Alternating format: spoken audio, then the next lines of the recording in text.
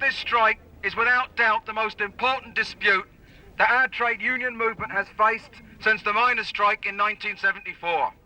Hey Robbie, where you going? In the middle of the night, I'm going down to London, to the bloody Cranwick site, where a wee small band of immigrants are fighting for their rights. So put your coat on, Jimmy lad, and come and join the fight. Hold the line, hold the line. We'll be there before the dawn to hold the picket line.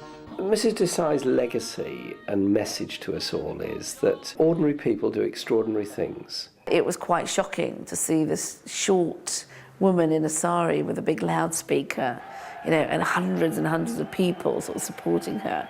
The dispute was completely unique, and her role was unique as well. The trade union movement has been considered a white male preserve, and suddenly here was an assertive, confident Asian woman. Not only was she a good trade unionist, in my opinion, she was a good human being. My name is Jayaben, and I born in India. On the first day, when I came in England, is no good country. That's what my impression. I came in October. Leaf was fallen down and all the tree was black. The first generation of Asian workers working over here was just feeding their feet. They didn't really know what health and safety legislation was, what a trade union was. A lot of employers employed Asian workers because they believed they wouldn't join trade unions. Times were very hard for workers there, especially women who worked in factories. A lot of the successes of our community now are because of the struggles that a lot of people went through at that time.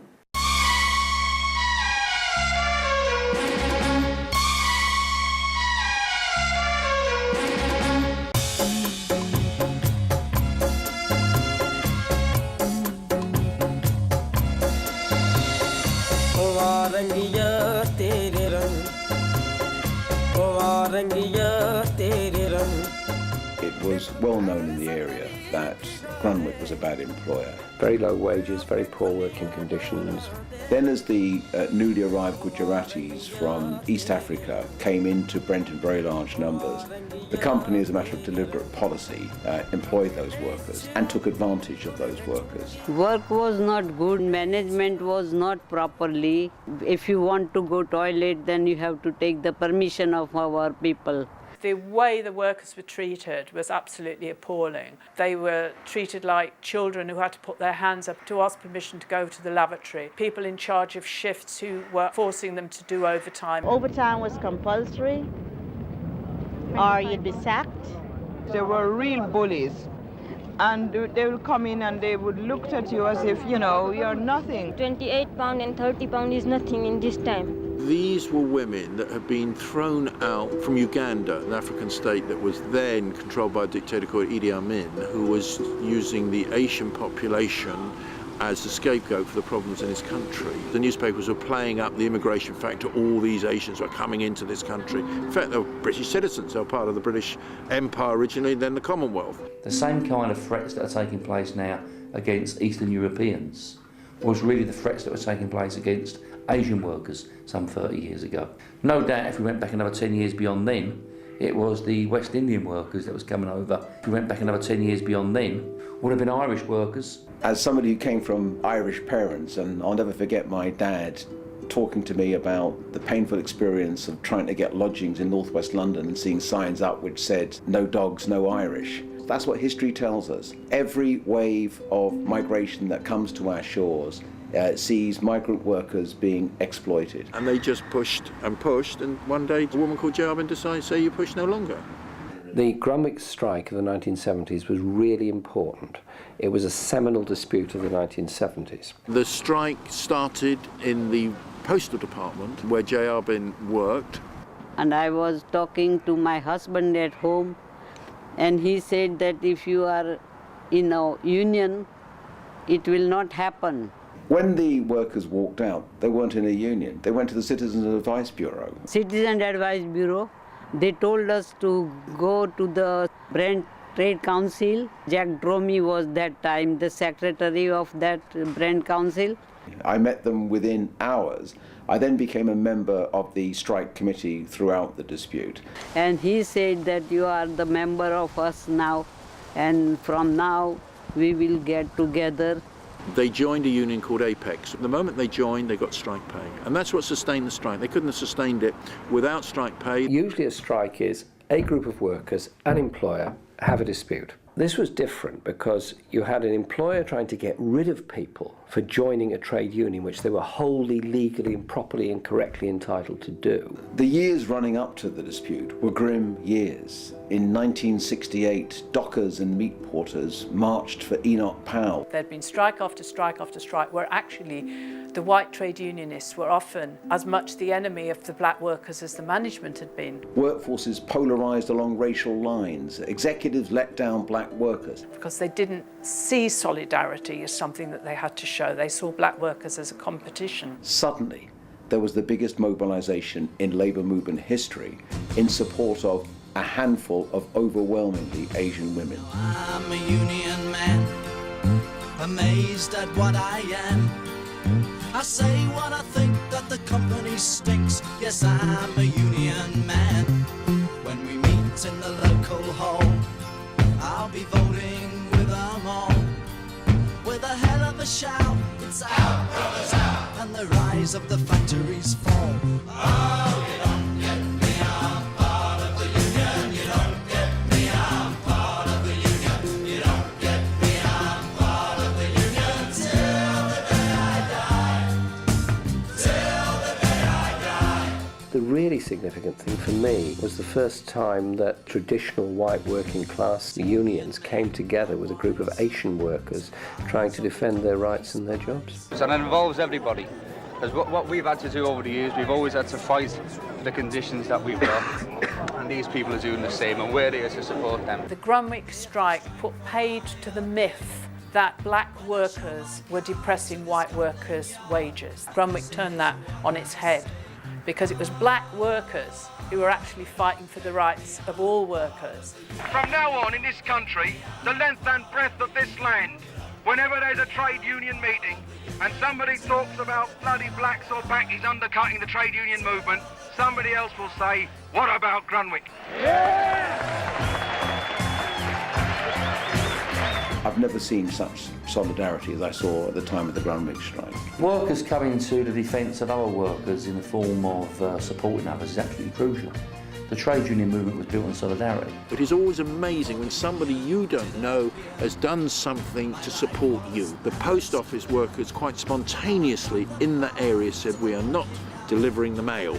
Before I was that impression that white people will not support us, but when I got the support of the white people, I feel that, oh no, I'm not alone. They couldn't believe it. How could those guys who just deliver the mail support them in their strike? Change them forever, change the postman forever. These were days of amazing sense of support and unity. It was absolutely incredible being outside those gates at Grunwick. So you had the very organised trade union delegations where the miners would come on a bus from Yorkshire. You'd sort of come out of the tube station and there'd suddenly be hundreds and hundreds and hundreds of people on the street. And then there were car workers that came from the Midlands. Grunwicks have appealed for us to show solidarity, and therefore we've come down here today to indicate that we stand firmly with them. Grunwick was actually a small factory in a residential area. Local residents would come out, give us refreshments, give the women refreshments, support the picket line, and all this was at 7 o'clock in the morning. Let's go down to Manchester, from Cardiff up to Crewe, from Brighton and from Liverpool, the word is going through. United we shall stand, but divided we shall fall. So get behind your banners bright and rally to the call. The workers, they are the strength. And I saw that in this whole dispute, how tremendous strength they have. I think Mrs. Desai leadership was fantastic. Here was a person that sort of come up to your hip that was fantastic in putting her point of view over. I remember seeing her, and she was sort of 4 foot something in a sari with a big coat on, and she had this big megaphone. In stature, very small Asian woman, very inspiring, very determined, and there's some wonderful photos of her standing up against a huge line of very big police officers. In those days there was a minimum height requirement for London police officers. Hello, brothers and sisters. I'm so happy to see you in everybody in this big support. There is no doubt I can say that there's a victory is nearer. She was always the person who said there's no barrier too great, no mountain too high that we can't climb. Those images were extremely striking because we'd never seen them before. An Indian woman, a small Indian woman like that, leading such a massive national strike. The reason why it all blew up on the picket line was there was a week where we'd arranged for 100 to be on the picket line each day in support of the strikers. What you were trying to do was to stop the bus that was full of the scabs going into the gates of Grunwick. We tried to lock out the scab workers that were being bussed in on a daily basis. The police were there in numbers to stop that happening. On the first day, the police arrested 84 of the 100. I was dragged away for allegedly inciting the crowd and causing trouble. Mass picketing doesn't mean violence. Mass picketing means that if the employer can move their capital and labour from one part of the globe to the other, then it's only right that you should be able to call upon as maximum amount of people to defend yourself as well.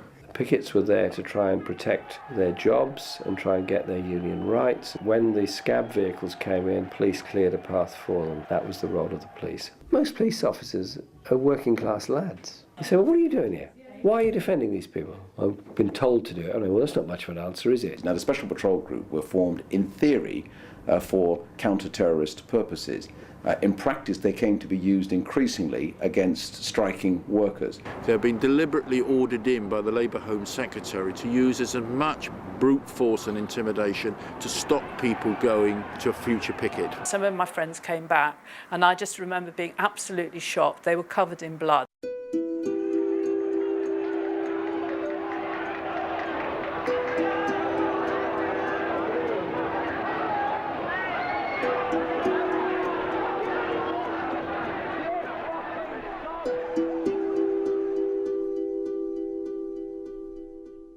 In many ways it worked. It actually frightened people, terrified them. They were just saying, I've just come here on a demonstration and I've ended up with a broken leg. This was a Labour government and they were absolutely terrified, if you like, by a show of workers' solidarity. I think it's not worthwhile to depend on law. People saw on picket line, Grunwick picket line, on mass picket, the police brutality.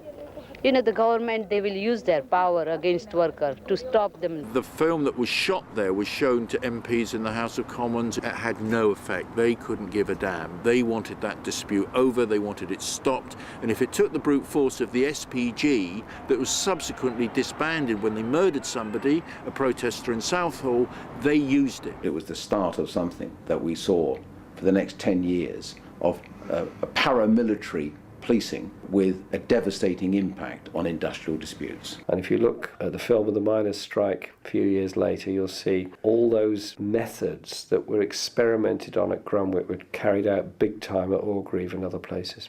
This dispute, small as it might appear, is so important and so seminal that if we win this one, we send a message to everybody else. Unfortunately, the history of trade union leaderships tends to be they want to cut a deal. At that stage, it was an issue of huge public controversy and embarrassing to the then Labour government.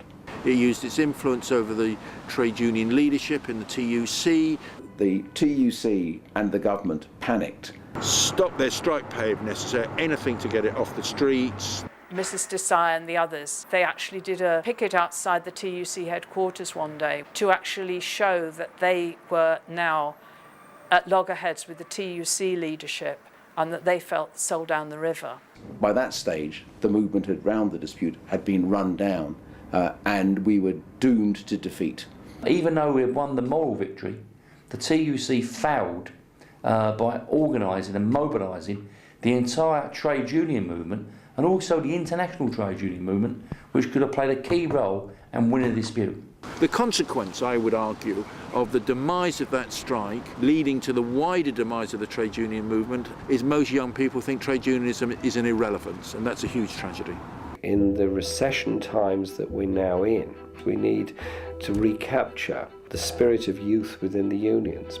In the world of work, the balance of power between yourself and the employer is always going to be in favour of the employer.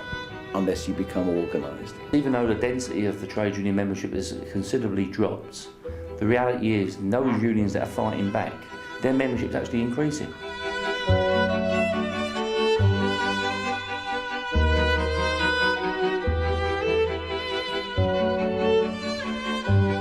This is my husband, and we are married since 55. After all this fight, I'm not against union. Union should be there. I mean, if you have got a good, healthy cow, and if you keep on milking all the time, and not feeding the cow, what will happen? Disaster. The cow will die, and your milk will gone.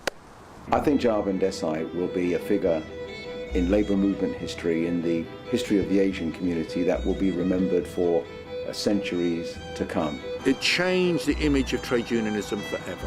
It had always been associated with a white male preserve. That had to go. Up to that point, you'd have black people fighting and fighting and fighting for justice, and nobody would know about it. It wasn't even reported in national papers. She started that. She made people think. So it actually opened their eyes, I think, to the way racism worked within the class. I think she was definitely a pioneer, and I think she changed the way people looked at Asian women, and particularly industrial relations, forever. A picket line that I see once with tough Yorkshire miners of 6'4", weighing 24 stone, and she comes along of about 4'10" and 5 stone, and could hold the audience with all these people.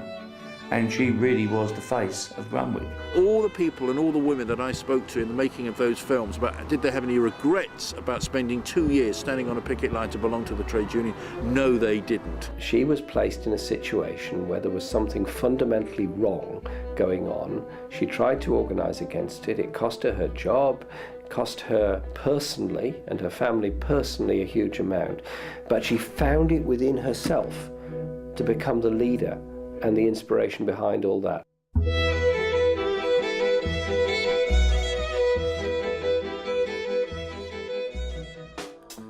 Listen up, hidden heroes, hidden Herstories. Listen up, and it won't get boring.